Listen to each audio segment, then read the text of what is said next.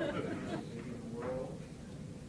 He's been involved in dementia research, particularly imaging, for many years.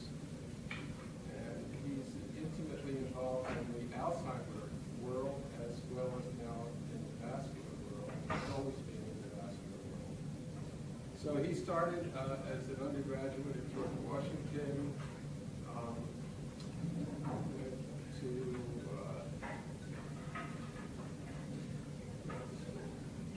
his undergraduate thesis on medical school. Yeah, so he went to medical school at George Washington. Then he trained in neurology. He's a neurologist, cardiac. At Rochester, where he interacted with some of our faculty, particularly Porter Ford. And then he was at the NIH. NIH at that time had a really wonderful neuroscientist named Stanley Rappaport. Huge amount of work on the blood-brain barrier, various other things. He was there for 4 years. Then he went to Kansas to be the head of an Alzheimer's center. By that point, Alzheimer's centers were starting to develop, and he moved to the University of California, Davis, and he's now the head of their Alzheimer's Center. He's been doing that for a number of years. He's the director of the neuroimaging laboratory there, which is also connected up with the ADNI, the Alzheimer's disease imaging group. And he's the professor of neurology. He still takes care of a lot of patients. So he's really at the forefront of both vascular disease and Alzheimer's disease. And I'm impressed at how much he understands about imaging, which means that he had a good undergraduate background in some of the arcane parts of mathematics. But it's really, it's an important time in our center because we now have to start establishing collaborations with other centers. The way this grant works is the first 2 years we all develop our own biomarkers. Then NIH and a lot of other people decide which biomarkers they like, and who will get carried into the 3rd and 4th year.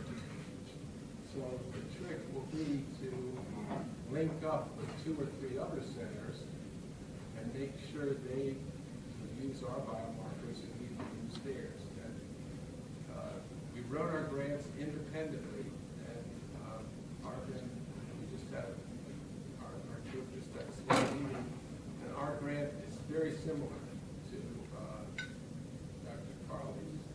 Copied some of this. Not the grant, we didn't copy the grant, but we copied your methods. So there's a natural collaboration that's going to be developed. It's really a great pleasure to have him come and give our inaugural lecture for the New and Memory and Aging Center, which is now 1 day old, 2 days old. Thank you so much.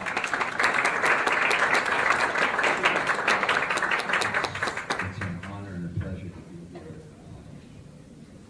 I will add to what Gary said, and that is that we have kind of wandered around in the dark for a long time, and it was historically that there was Alzheimer's disease and everything else, and nobody cared about everything else. And except for Gary. And so a few of us have been interested in this for a long time, interested in vascular factors and aging and dementia. And so now it's routinely conceded that vascular disease has a little bit. The Alzheimer's people have not given up on holding court over us, but I think that this consortium called MARC-VCID, which is Markers of Vascular Cognitive Impairment and Dementia, is a step in the right direction. And so I think if it ever got out, the heading was supposed to be novel biomarkers of vascular brain injury, but then I thought I'd open it up a little bit and add in amyloidosis and talk about the interaction between these two and how they may contribute to cognitive impairment. I will tell you that, in all honesty, most of it I'm going to talk about is going to be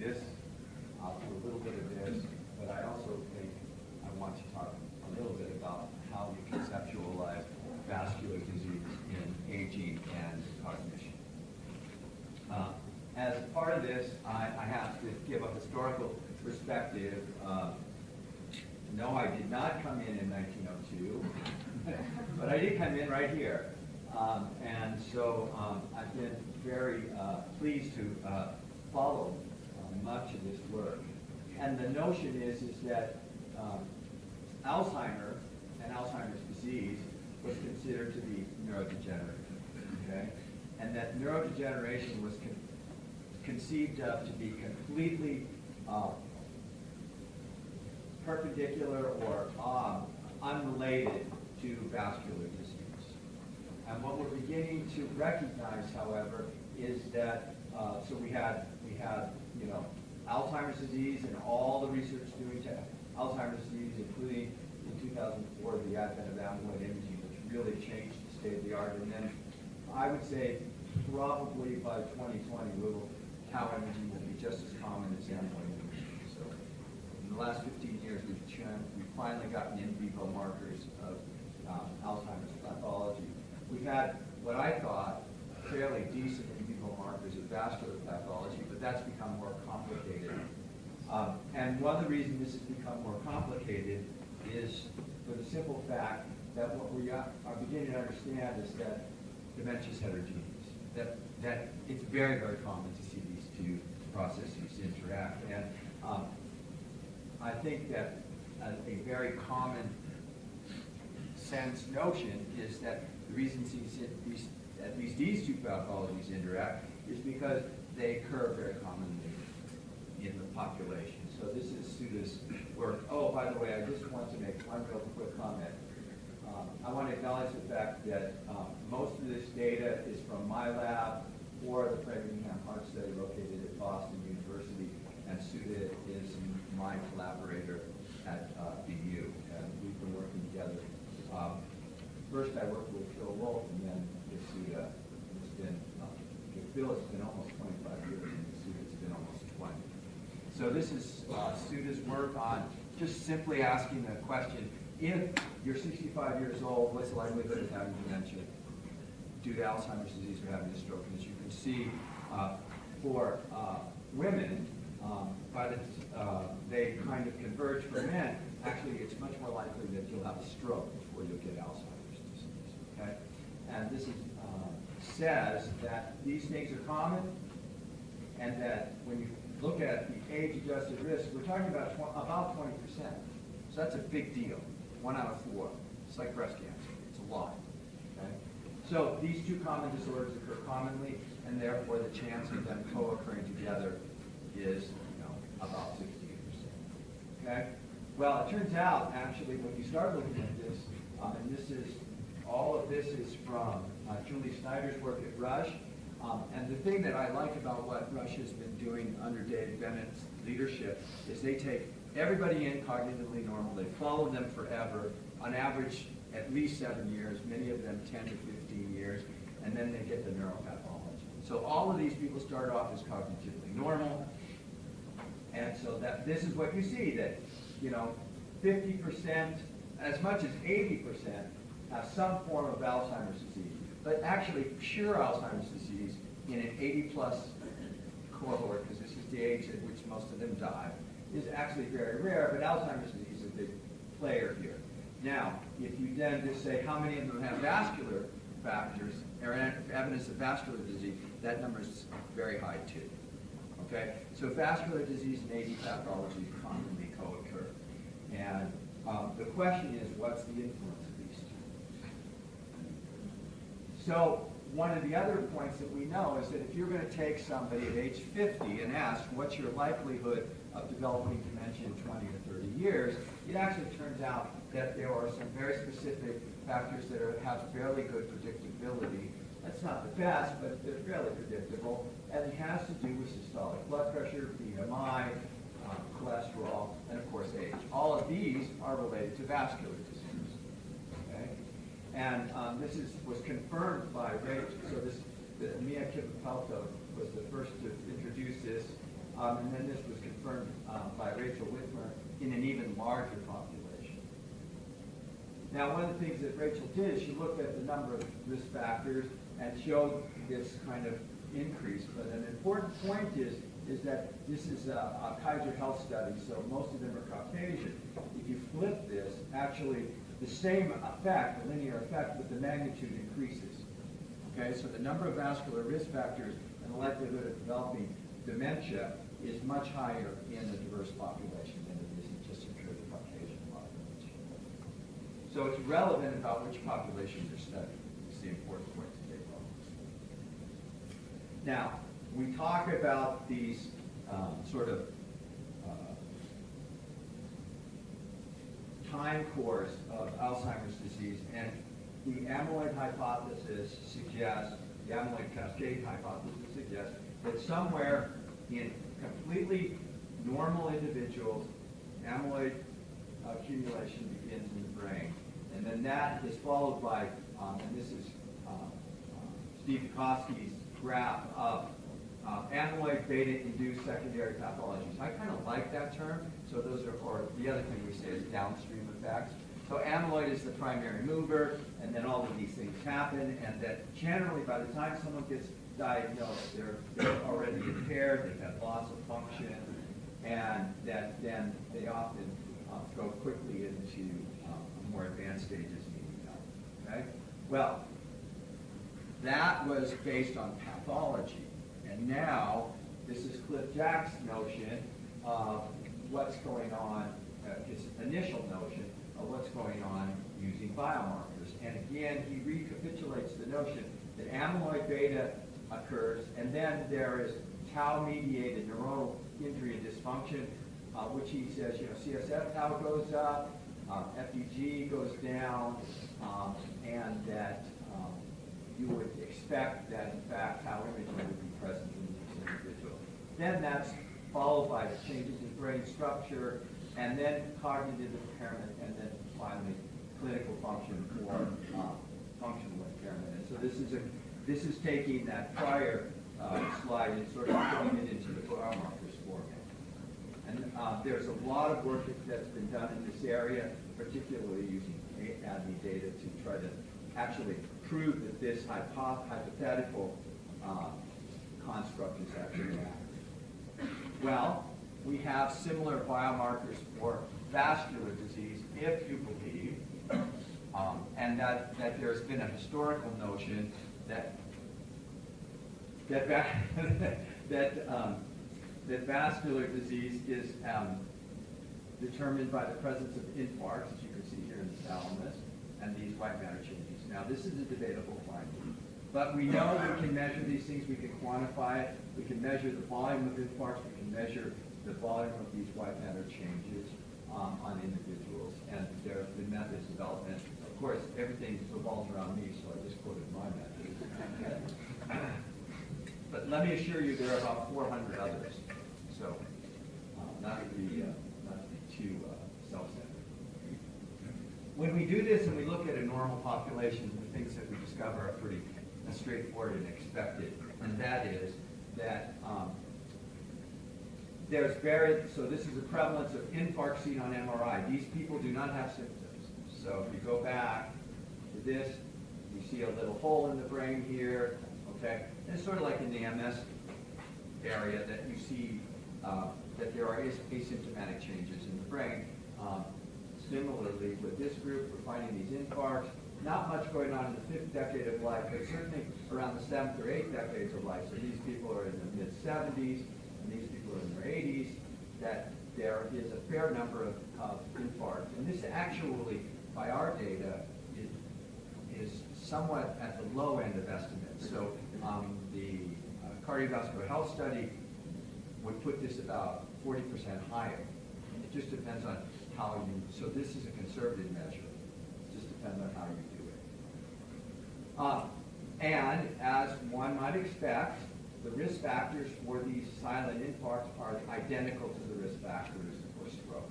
They're the same thing, and in fact, the Framingham stroke risk profile developed by Phil Wolfe ideally has a very strong, is a very strong marker of these silent infarcts. Similarly, these white matter changes have an effect but that there's an age-related effect that seems to be differentiable from vascular risk factors. In other words, you can estimate the age-relatedness of the prevalence of white matter hyperintensities here in this sort of brown or rose-colored line. But then, as you have greater increased vascular risk, then you're more likely to have a higher volume for your particular age. And that cartoon is to show you the age-relatedness. I didn't mean to do that. The age-relatedness here, and then this is the effects of the vascular factors. And same thing, again, that you look at vascular risk factors and we have the same effect. That vascular risk factors also coincide with this increasing degree of white matter change differences in a cognitively normal community dwelling population. But what we also noticed, and I thought was something that I saw early on in my career at the NIH, was this notion that there's brain atrophy associated with vascular risk. And in fact, brain atrophy seems to be a very principal consequence of vascular risk and may occur way before we see these white matter changes or the infarcts. And the data from the Framingham heart study shows this very nicely. These are quartiles of the Framingham stroke risk factor profile. The highest quartile is the greatest risk, and you see a nice, almost curvilinear change with the amount of brain atrophy. So this is the percent of the brain in the cerebral bulb, and you can see that it's declining. And what's interesting about this is that it looks like these effects may begin earlier in life than we had thought, in the ages of in 50s to 55. You start to see this curvilinear relationship. These are women, these are men. And that, again, is very much related to this.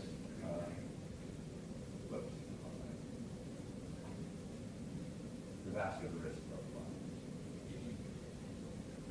Are these clinically relevant? Yes. So if you take this healthy group and you follow them, now I want to point out, and Gary makes this point very much, repeatedly, these people don't change very quickly, okay? So if you look at someone today, you're going to have to wait a while to see any clinical effect. But because we're in the Framingham heart study, we have the opportunity to take a look at this. And so if you follow people 10 years on average, what you see is that extensive white matter disease also increases the risk of dementia, as does brain infarcts, okay? And without, it's a much smaller effect. However, the incidence is rather low because these people started at age 60. So we're talking about people who were started at age 60, so the uptick. We might think that this might be more strongly related as we go on in age, and we're continuing to follow these individuals. But these are clinically relevant findings. So what I want to say is that we can start to put together a sort of biomarker kind of cascade idea here, just like Cliff Jack did for vascular risk factors. And what we can say is that in a group of cognitively normal individuals followed over time, vascular risk factors, seen here, tend to precede white matter hyperintensity and stroke effects. That these factors are associated with these two events, but they're often present for 10 to 15 years before these events are seen on imaging. Okay? Now, what can we do more to tease out what may be going on, i.e., what connects between these two, or can we identify any processes that help us understand that?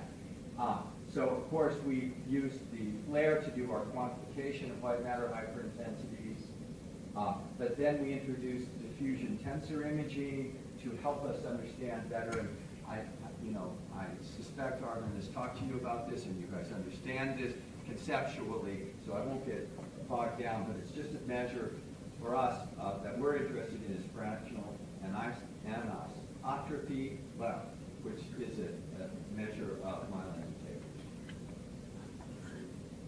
But then we introduced a new biomarker that has not been looked at in AD and dementia, and that is called free water. And this I'm going to talk just a little bit more about, but the idea is that that there are different types of water compartments. So looking at, and I'll get to that part a little bit later. So looking at just the relationship between white matter hyperintensities and FA, my colleague Pauline Maillard, who came as a postdoc and is now on faculty, was the first to sort of suggest that what we are seeing in the white matter hyperintensity image, the T2 flare, is the more maximum extent of injury than that can be better characterized by FA. And so what she did is she just simply asked the question, what does FA around these lesions look like? And she came up with this fact, usually was a mathematical measure called the neighborhood white matter injury score. And she just looked at white matter integrity, and this is where the white matter hyperintensity is. And what we saw is that the flare imaging is going up to the white matter hyperintensity, and the white matter integrity is diminishing, and so we call this the penumbra. Okay? And the penumbra of a white matter hyperintensity. Now, penumbra really means smoke, and I kind of like that because if you look carefully at this, there's some white matter gray changes in the T2 that are not quite bright, and that fits very nicely. And the evidence of this is the FA where the yellow is lower FA and blue is lower FA. And this is the same area in a young normal person to show you the high FA in that same region. So it fits very nicely, and you can actually measure it, come up with a distance measure to get a sense of where that number is actually changing. Using that information, what we were able to do is show the risk for a penumbra to convert to a white matter hyperintensity over time. And it turned out that FA and flare, both combined, were very good predictors of future white matter hyperintensity. And the best way to look at this is that if you have a bright marker, if it's already white matter hyperintensity, it's not going to go the other way. But what's interesting is the degree of FA changes tell you more about the likelihood. So the best way to look at it is to use a picture. Here's the white matter hyperintensity in blue. In green is the penumbra. Here's the white matter hyperintensity followed, and what you see is that it's not shrinking, it's getting bigger, and it gets bigger in the penumbra area. Okay? And so that 80% of new white matter hyperintensity burden is through this extension, and I was privileged and honored to see this morning that that's been confirmed by the group here, which is always good, because I can make up things as I go on. And also that the other thing is that it has a cognitive component, so that the change in cognition is related to the white matter extension. Okay? And so we have good evidence that this penumbra is an area of increased vulnerability, that it changes over time and is more likely to develop future white matter lesions and also have consequences to behavior. Now, my colleague at OHSU, Lisa Silberg, working with Jeff Kay in his Alzheimer's Disease Center, has looked at blood flow and come up with what would be the equivalent of a blood flow penumbra. And so she calls them normal appearing white matter layers. You can see that they are surrounding the white matter lesion, and she looked at the blood flow, and what she shows is that here's an estimate of blood flow, normal appearing white matter of young people, and here is it as you get to these layers, and you can see that the blood flow drops off precipitously. And again, in a very geographic manner, that it has anatomical relevance as you get closer to the lesion. So what do we have? We have evidence of these lesions showing changes in white matter integrity. You have the white matter spot, you have the white matter integrity, and now we have the blood flow, suggesting that there's like a hole, sort of a gravity hole going on here. Now, one clever person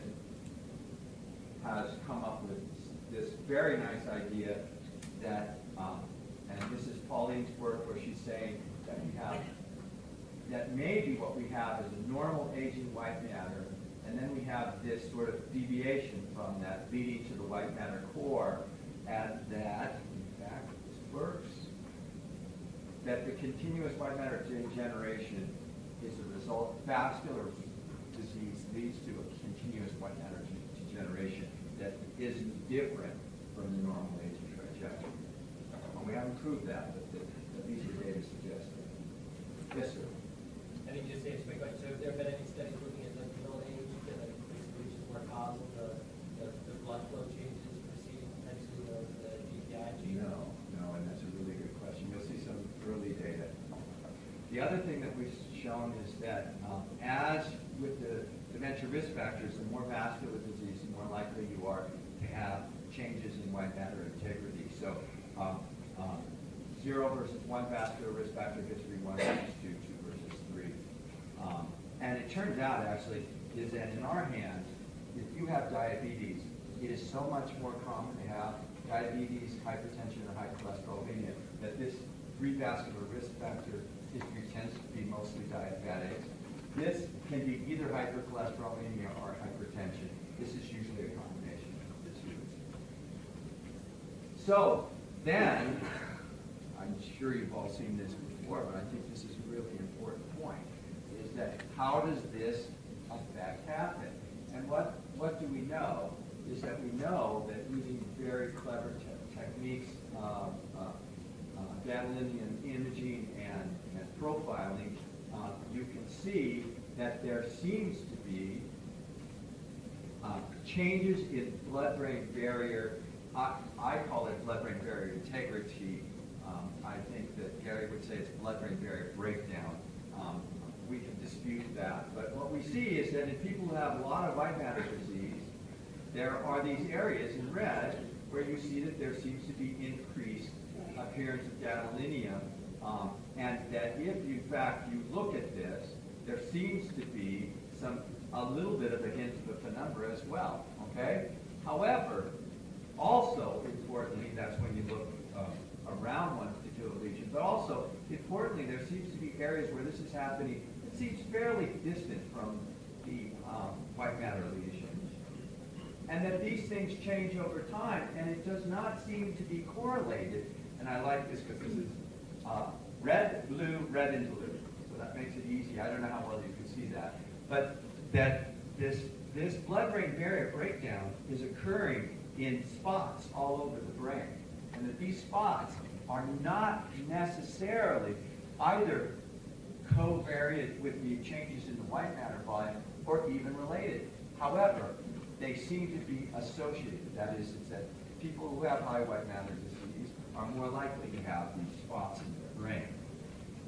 And that's shown here where you can look at the permeability index for normal control, which is quite low versus these. And that there seems to be only a weak relationship between the amount of white matter hyperintensity and the permeability index. So I think, my feeling is that this is a upstream effect. That something is happening at the blood-brain barrier that precedes all of it, okay? Or is coincident, early coincidental with this, okay? What might be the cause of that? I think it has to do with the endothelial integrity of the arterioles. And as you all know, hypertension changes the small arteries of the brain. And so what Pauline and I have talked a lot about this, is this idea that if you have a normal blood pressure pliable artery or you're young, that there is the pulsatile nature is actually very well designed to facilitate both flow out of the brain, transition of proteins, and basically brain clearance. And for those of you who are maybe a little bit more aficionados of this lymphatic system is this new thing which is thought to be a perivascular system that clears materials from the brain. What we think is going on, what we think is going on is that this stiffening of the artery changes this dynamic such that you actually have entry of water into the brain. And along with that, you have reversible blood flow, bulk flow, and accumulation of interstitial water. Along with that, and in accumulation, you have other things that are coming along, like cytokines, inflammatory process, and probably even cellular reactions such as macrophages, which then become microglia and do that. So, how do we know that? What helps us to understand that? We've done some work with pulse wave velocity, which is just simply a measure of how long the time lag is between the pulse wave and the carotid and femoral artery. Very simple measure. Gary Mitchell came up with and has its own little business that seems to be doing very well. And so what we looked at is young people, and I want to point out their age. The mean age of this group is about 40-something years old. Okay? And what we found is that arterial stiffness tended to affect the white matter in a very unique way, almost entirely in the middle cerebral artery territory, possibly in the anterior circulation as well. And that there seems to be a relationship between what tertile pulse wave velocity you're in. So the highest tertile is the lowest integrity. So that got us thinking is that, okay, why is this integrity changing in relation? If this hypothesis is true, then what we should find is that the higher your pulse wave velocity, the more likely you are to have this alteration in water content in the brain. And so what we did is we looked at free water, and this is Olaf Pasternak's method, and actually he was very gracious to help us with our first studies and gave us his code and allowed us to work out his code using, at this point, single shell DTI, but it's basically an estimate of, in every tensor, there's the possibility of a completely isotropic score, and that his model, his method modeled the anisotropic portion, subtracts that out to give you what's called a free water model, an image. And so we applied that to our young people again and asked a simple question, how are these three measures related? So free water is up here, FA is here, and white matter hyperintensities are here. You can see this is not a group of people with a lot of white matter disease. So on average, these people are young, relatively young, and have only a modest amount of white matter disease. They do have changes, and these are the correlation coefficients that are related to the extent of their pulse wave velocity. And what you can see is that, yes, pulse wave velocity is related to white matter hyperintensity. Yes, it is related to FA, but the magnitude and the distribution of free water is much greater. And that actually, what I think is so interesting is that white matter hyperintensities are going up slightly here, but look at the changes in FA and free water content. The free water content is going up maximally, followed by changes in FA, and then finally by the white matter hyperintensity. We think that this has to do with in part a causal pathway. Similarly, there's a penumbra of free water, just like there is in and related to FA around the white matter hyperintensities. And the marginal R squared, which is a measure of how well does this fit a curvilinear model, is actually higher for free water than it is for FA, suggesting that in fact free water may be a more sensitive measure of this penumbra.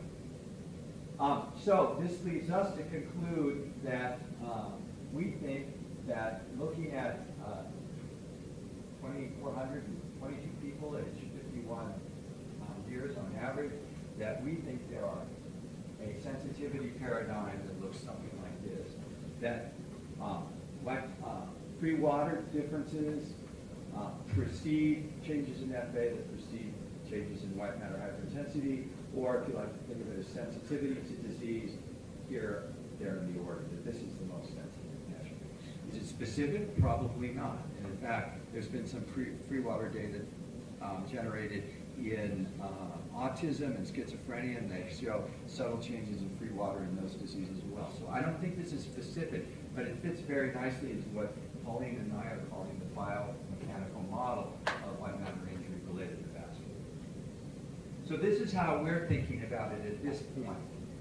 And I put the question mark on CBF because I don't know yet about CBF. I do believe, and I'm sorry, I don't have the blood-brain barrier integrity here because I don't know where that sits either. So maybe we could say slash blood-brain barrier integrity, how these two are related. But there does appear that a series of changes that seem to go in what would be a hypothetical sequential model, not proven obviously, but that you have some kind of change in blood flow that increases interstitial water, breaks down myelin, forming white matter hyperintensity, and parts and parcel with subcortical infarcts.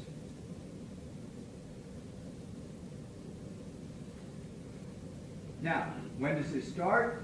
It starts young. So this is what happens with arterial stiffness and blood pressure in people whose average age is 39 and 46. So you see that these effects are starting very early in life. Now, they are very subtle. So you're not going to be, I would say, you would look at these and say there's nothing much going on. These are quantitative measures on hundreds of people to give us a sense of what in fact is the pathological relationship.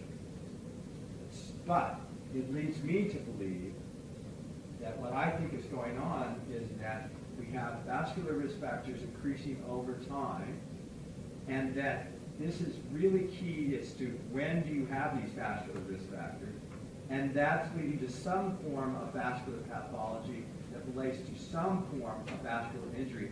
And as you can see, all of this is happening way before we have anything to do with cerebral amyloidosis and Alzheimer's disease. So that I think that when do we intercede with vascular disease, I would say we've got to intercede really early in life. Okay? Some people argue that this may be true for Alzheimer's disease as well, but I don't think the data is as convincing for Alzheimer's pathology as it is for vascular pathology. So what happens if you combine these two biomarkers? Well, so we were I had the fortune of being part of the Aging Brain Program project that was run by Helena Chu at USC, and this involved USC, UCLA, UCSF, and UCDAVIS. So we've kind of, the UCs have kind of hung out together, and then we bring you USC from time to time, you know. So, you know, they kind of come in and out. They're not very progressive. But here's what we did, and I think this is kind of cool. A fellow at Bill Jagus' lab said, all right, let's take Charlie's measures of white matter hyperintensity and this categorization as we're just going to say that indicates the presence of CVD. And then we're going to have our amyloid imaging. So we come up with 4 groups: CVD positive, PIV negative, CVD positive, PIV positive, or unfortunate soul. CVD negative, PIV negative, great person. CVD negative, PIV positive. Okay. And then we just simply looked at them, and you know, kind of nice. They didn't vary much by age. What we found is that if you look at the global PIV index, which is really what that means is that this is using where you'd expect amyloidosis to be in the brain, is that there's no relationship between the amyloid burden and white matter hyperintensity.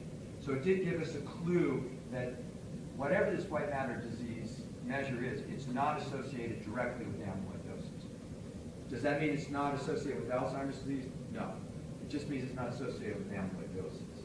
Now, it may be true if we looked at people with CAA, that might be a different feature, but these people did not appear to have CAA. Similarly, if you look at infarcts, that there's no relationship between global PIV index and whether or not you had an infarct. Okay? If anything, the no infarct people tend to have a little bit more, so these people may look a little bit more like Alzheimer's disease, they're, as you'll see in a minute, they're a little bit more likely to be cognitively impaired if they have an infarct. And this is what happens with cognition. And basically, what we find is that in very mildly impaired people, so these are people who are cognitively normal or very mildly impaired with a CDR of 0.5, so this is very mild cognitive impairment, that the only differences between these groups in cognition relates to the fact that that people who have CBD positive have a significantly lower Z-score on their executive function, and that amyloidosis doesn't have any influence. And interestingly, amyloidosis didn't have any influence on memory, and CBD didn't have any influence on memory either. In this relatively small group of 40 or 50 people, which were at most mildly impaired. Then Natalie went on to look more specifically at infarcts because about 25% of these people had symptomatic brain infarct, and she showed that, in fact, it was the presence of the infarcts, not just white matter disease, but the presence of infarcts that drove a lot of the cognitive findings that we see. What I did in a follow-on was to replicate that normal MCI cohort in our community-based cohort that we have in the Alzheimer's Disease Center, so completely separate of the program project, and came up with very similar findings in the sense that both the presence of vascular risk factors was related to executive function, but what was really interesting was that the more vascular burden you had in your brain, or the more vascular risk factors, the less amyloidosis was required for you to become cognitively impaired. And this is not an interaction, this is probably simply additive. That is, if you have a lot of amyloidosis, you're going to have impairment. If you have a lot of vascular disease, you're going to have a lot of impairment. If you have some vascular disease, then you just need less of that amyloidosis to get you to the cognitive impairment. And it's not true if you're cognitively impaired. There's no relationship between your vascular burden and your cognition. So just finishing up here, we see that actually part and parcel of this is that these two processes seem to interact. And that is that they cause, so amyloidosis is likely to cause brain atrophy, vascular disease is likely to cause brain atrophy, and then if you have older adults who are that have both of these, you see that you have greater brain atrophy risk here, which is based on cortical thickness. And this is just to show at the interaction, so that in fact the interaction is significant between cardiovascular risk and A-beta in these different in these regions. And now one of the things that's really interesting that I think I'll go back to just to show you is that where are they located? Vascular disease seems to be located in the parietal lobe, whereas the amyloidosis seems to have a little bit more effect on the frontal lobe. Now, I think if we had tau in here, we'd see more parietal involvement. But what you can be sure is that when you add them together, this looks like Alzheimer's disease. So the phenotype of Alzheimer's disease is quite complicated. Finally, we asked, what's the relationship between these cortical thicknesses and memory function? So in this group, you can see that A-beta is associated with memory. So what Sylvia did was that simply ask, okay, are there any measures that relate or mediate this effect? And she found that in fact, what happened is frontal cortical thickness mediated the effect of A-beta on memory. Well, that's all well and good, but these people also had vascular disease, as you remember. So what happens when you have vascular disease?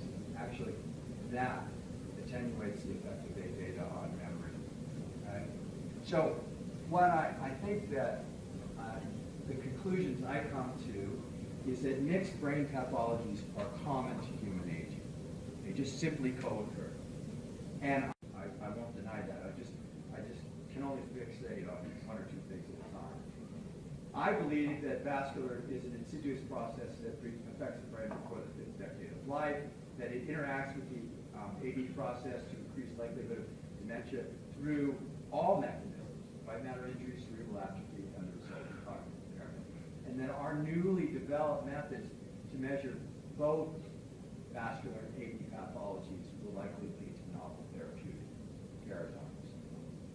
And so thank you very much, and just say that I appreciate you getting me through all this.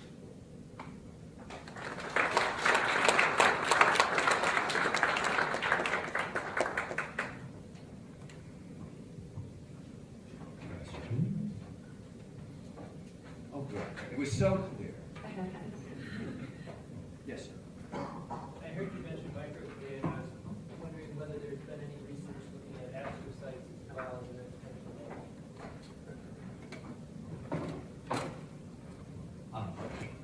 Much, Charlie? Yes. So what we see is that around these areas of white matter, a lot of astrocytes. So they're reactive astrocytes. So I think that they're playing an important role. How they interact with the microglia, I don't know. But they're definitely something. Yes, Barry. In the free water measurements look really important. Well, they're really sensitive. I don't know how important they are. Well, that's what I was going to ask you. There's the white matter actually is the conduit for the interstitial fluid, Right. and a lot of CSF Right. comes out of Right. the white matter. Is there a way with the free water to look at directionality? And could we begin to look at the rate of production of interstitial fluid So, with that technique? no, by definition, free water is non-directional. Okay, so that under the magnetic gradients, it's moving freely. That's why it's definition. One of the thoughts I've had, and some people are starting to talk about, is if you combine Fixel with free water, are we going to be able to see, are there certain pathways that seems to overlap? I don't know the answer to it. It should, theoretically. How about mean diffusivity? Mean diffusivity and free water are not correlated. We have some data on this. They're not completely correlated, but they are associated. So what we believe is that FA, mean diffusivity, and free water are all looking at slightly different things. Mean diffusivity is a funny creature because it's not completely uncorrelated with FA. Because basically you're just taking the average of the vector. So argue correct me, but they're not completely uncorrelated. Free water seems to be a little less correlated with FA, and it certainly is surprisingly weakly correlated with MD. So I think it has its own physiological characteristic. But none of this is written in stone. I mean, keep in mind we're looking at voxel sizes on average of 4 millimeters cubed. So that's a big chunk. I mean, we can get better precision down the road, but that's a big chunk of the brain. So it's going to be a little hard to tell, and answer the kind of questions. It doesn't mean we can't. What I'd really be interested in is something that gets into the CSF and sits there for a while that would be magnetically susceptible, and then we could yank on it. But people might not like to have that information. So that's the other issue. So any thoughts on this hypothesis that I came up with? Is this completely outrageous or no thoughts? Yes. I was going to ask, as opposed to being interested in the penumbra, you have a place to start. Yeah. And so you know where to look around. Yeah. But it started from something else. Right. And if you consider the white matter hyperintensity, I'm not sure if it's true or not, because I'm just stroke doc, tissue that's not working as well, or maybe not demanding as much cerebral blood flow. Right. It becomes a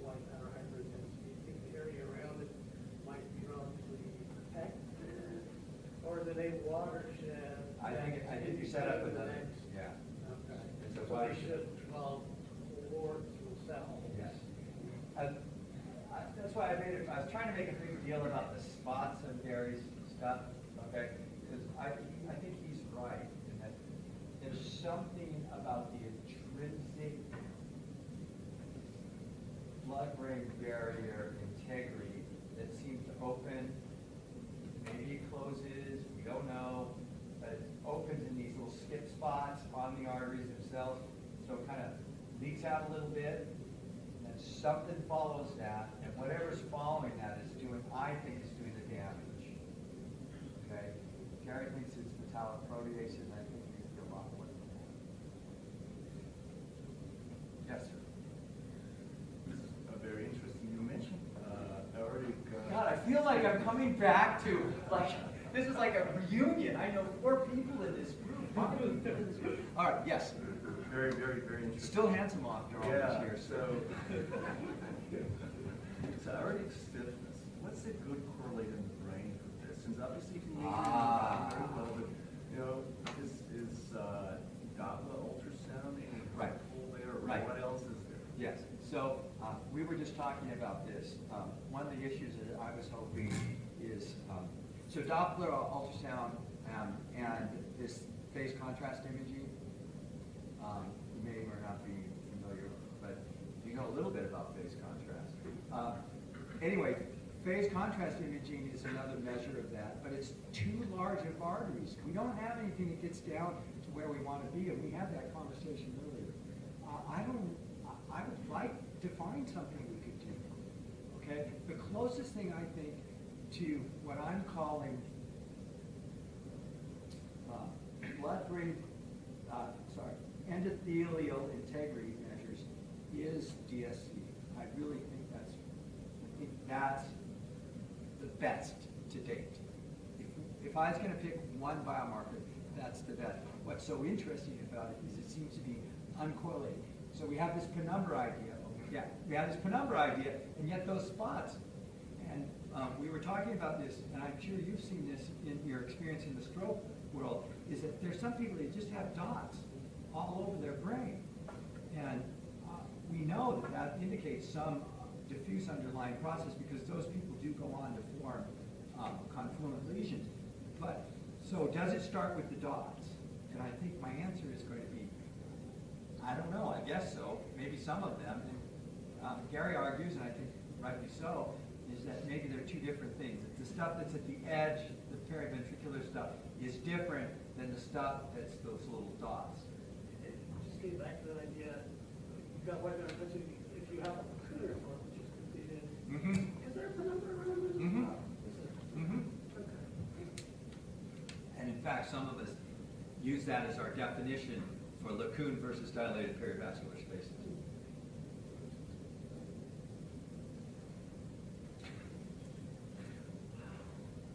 This is great, thank you.